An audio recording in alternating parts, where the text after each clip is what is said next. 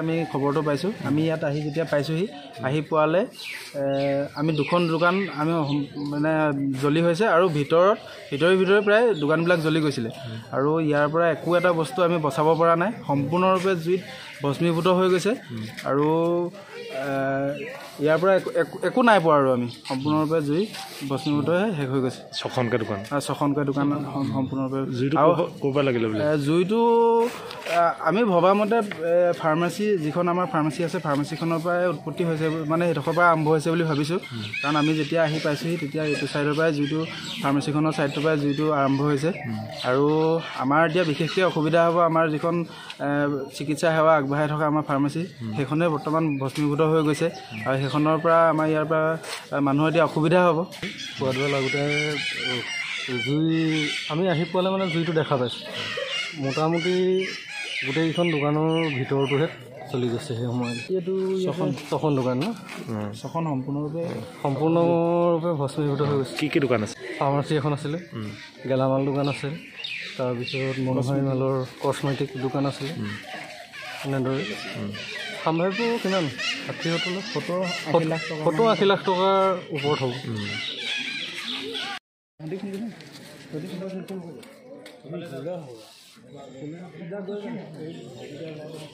মোৰ ফোনটো মানে অফ হৈ গ'ল।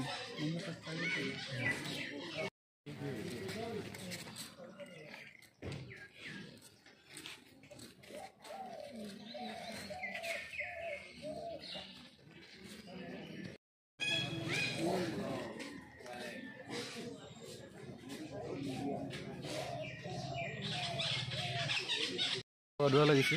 পোৱাদোৱা লাগোতে জুই আমি আহি পোৱালে মানে জুইটো দেখা পাইছোঁ।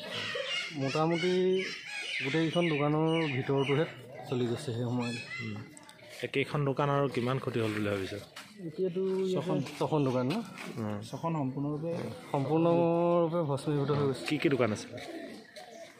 ফাৰ্মাচী এখন আছিলে, গেলামাল দোকান আছিল, তাৰপিছত মনোহাৰী মালৰ কছমেটিক দোকান আছিলে। এনেদৰে সাম্ভাৱ্য কিমান 70-80 লাখ টকাৰ ওপৰত হ'ব।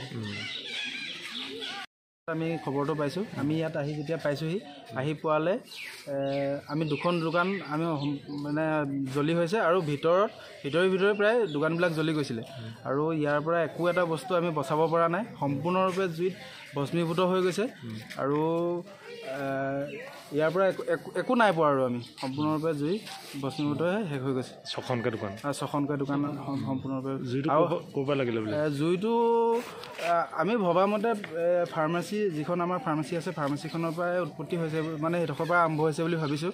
কাৰণ আমি যেতিয়া আহি পাইছোঁহি তেতিয়া এইটো ছাইডৰ পৰাই জুইটো, ফাৰ্মাচীখনৰ ছাইডটোৰ পৰাই জুইটো আৰম্ভ হৈছে আৰু আমাৰ এতিয়া বিশেষকৈ অসুবিধা হ'ব। আমাৰ যিখন চিকিৎসা সেৱা আগবঢ়াই থকা আমাৰ ফাৰ্মাচী, সেইখনে বৰ্তমান ভস্মীভূত হৈ গৈছে আৰু সেইখনৰ পৰা আমাৰ ইয়াৰ পৰা মানুহৰ এতিয়া অসুবিধা হ'ব। সেয়াই আৰু।